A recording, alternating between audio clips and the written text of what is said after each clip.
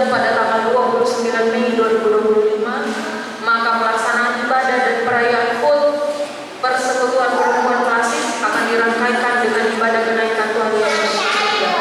Diharapkan kehadiran seluruh anggota Persekutuan Perempuan dalam ibadah ini. Tuhan memberkati. Bimbingan nikah sesuai dengan permohonan pemberkatan pernikahan yang diterima Majelis Jemaat atas nama calon mempelai Markus Telau Banua dan Edi Karyawati, maka akan dilaksanakan bimbingan nikah pada bimbingan nikah pertama akan dilaksanakan pada hari Sabtu 31 Mei 2025 pukul 19.00 melalui aplikasi Zoom. Topik pernikahan Kristen, pelayan Pendeta Pinehas Jejeni, Penatua Jemi Pasoa, dan Penatua Nyoman Relius Parwanto. Bimbingan nikah yang kedua akan dilaksanakan pada hari Sabtu 7 Juni 2025 pukul 19.00 WIB melalui aplikasi Zoom.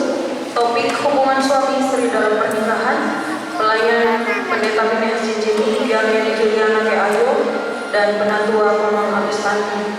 Mohon untuk kehadiran dalam bimbingan nikah ini. Tuhan berkati. Warta keuangan jemaat. Warta keuangan jemaat dapat dilihat dalam halaman terakhir warta jemaat. Bagi jemaat yang ingin menyalurkan dana untuk mendukung pelayanan di GKST Gloria Jakarta dapat mengirimkannya ke rekening jemaat yang tercantum di warta PDF atau di halaman sampul belakang tata ibadah ini. Himbauan demi menjaga kebersihan dan kelestarian kapal PGI ini sebagai salah satu cagar budaya Indonesia dan lingkungannya, kami menghimbau kita semua agar tidak membuang sampah di dalam kapel. Sampah dapat dibuang di tempat sampah yang disediakan. Demikian warta jemaat hari ini. Atas perhatiannya diucapkan terima kasih. Tuhan memberkati. Selanjutnya kami akan membacakan pesan bulan Ekumene tahun 2025.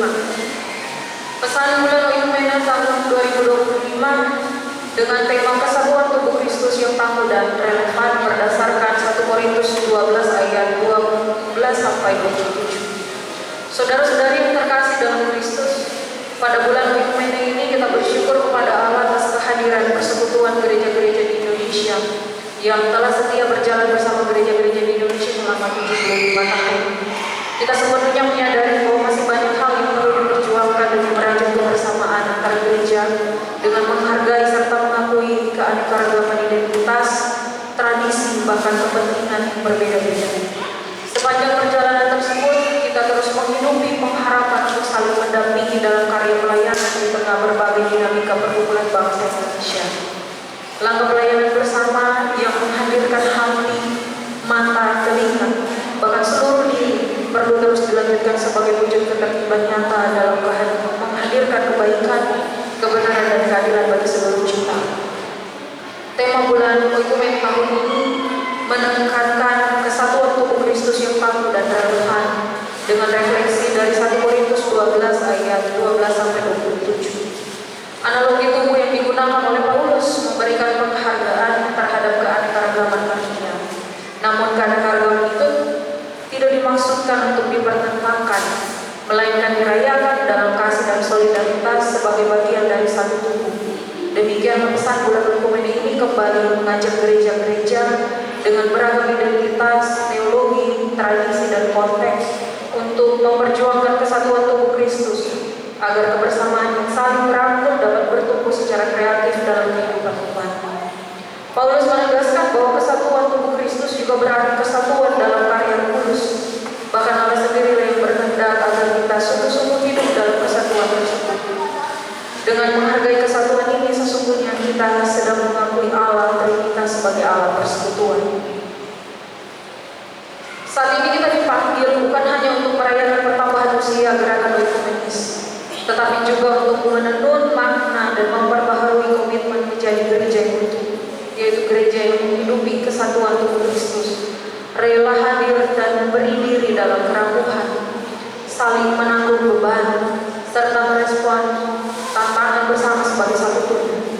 Gereja juga dipanggil untuk menjadi persekutuan yang berdampak, yang menghadirkan tanda-tanda kerajaan Allah di tengah dunia yang terluka. Sebagai satu bangsa, kita masih bergumul dengan realitas polikrisis seperti polarisasi dalam masyarakat, meningkatnya intoleransi dan kekerasan sosial, ketidakstabilan ekonomi, serta pemutusan hubungan kerja secara besar-besaran. Krisis ekonomi pun menjadi sangat masif dan sistematis, dan dengan kompleksitasnya saling terkait erat dengan krisis keadilan sosial, keadilan gender, keadilan ekonomi. Data dari jejak korupsi sumber daya alam tahun 2024 memperlihatkan terjadinya manipulasi regulasi dan praktik suap yang mengakibatkan kehancuran hutan, pencemaran laut, punahnya keanekaragaman hayati danau, eksploitasi tanah, serta rusaknya kedaulatan hidup masyarakat adat. Kita juga menghadapi krisis keluarga dengan tingginya angka kekerasan dalam rumah tangga atau KDRT, termasuk kekerasan seksual terhadap anak yang belum ditangani secara maksimal melalui langkah-langkah strategis dan perlindungan. Di samping itu, isu kesehatan mental dan penggunaan teknologi informasi bertanggung jawab juga perlu mendapat perhatian serius.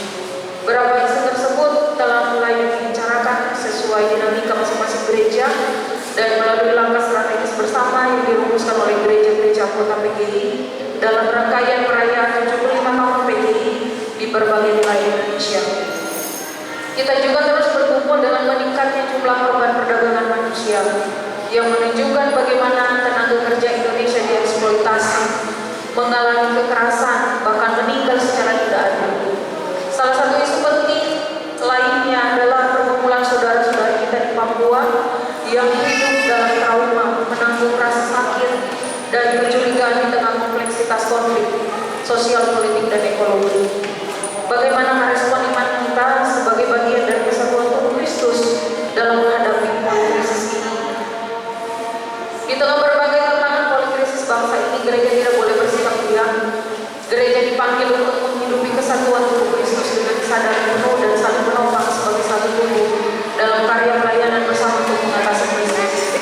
Gereja-gereja di Indonesia harus terus menyuarakan suara kenabian yang terpusat pada kehidupan, keadilan, kebenaran, dan perdamaian bagi seluruh ciptaan. Jika satu anggota menderita, kita rela hadir bersolidaritas, menanggung derita, meramu bersama, dan saling menopang dalam langkah-langkah kecil. Begitu pula jika satu anggota bersuka cita, kita turut bergembira dan terinspirasi. Kita menyadari keraguan masing-masing, dan karena itu kita saling membutuhkan untuk saling mengingatkan dan melengkapi dalam pelayanan yang menuntut ketangguhan visi dan komitmen. Bersama-sama dalam kesatuan tubuh Kristus, kita diberi kekuatan dan harapan untuk berjuang serta bekerja sama dalam aksi nyata untuk merespon krisis kebangsaan, krisis keluarga, krisis ekologi, dan berbagai krisis lainnya. Kita juga tidak perlu menutup mata terhadap penderitaan saudara-saudara kita di berbagai belahan dunia. Secara khusus kita menaikkan doa bagi masyarakat Palestina dan saudara-saudari lainnya yang hidup di tengah konflik dan ketidakadilan. Kiranya kesedihan dihapuskan, harapan bersama dinyanyikan kembali, dan perdamaian dilahirkan kembali. Kita juga menyuarakan keprihatinan terhadap sistem perdagangan global yang kerap menindas rakyat kecil demi keuntungan sebagian pihak. Dalam kasih Kristus kita berdoa dan bertindak secara dunia ini menjadi tempat yang lebih adil dan manusiawi bagi semua. Dalam semangat ekumenis ini kita ikut bergembira dan menyampaikan selamat kepada saudara-saudari kita dari Gereja Katolik atas terpilihnya Paus yang baru. Kiranya Tuhan Yesus Sang Kepala Gereja terus menuntun dan memperlengkapi kita dalam perayaan bersama ini, agar kehadiran gereja-gereja sebagai satu tubuh benar-benar menjadi terang dan garam, membawa harapan dan damai bagi seluruh ciptaan. Selamat merayakan dan menghidupi bulan Oikumene. Jakarta, Mei 2025, Persekutuan Gereja-Gereja di Indonesia, atas nama Pendeta Jack Levin R. Manubumi, Ketua Umum, dan Pendeta Daniel Darmawan, Sekretaris Umum. Demikian pesan bulan Oikumene 2025, Tuhan memberkati. Demikian pokok-pokok warta hari ini. Shalom.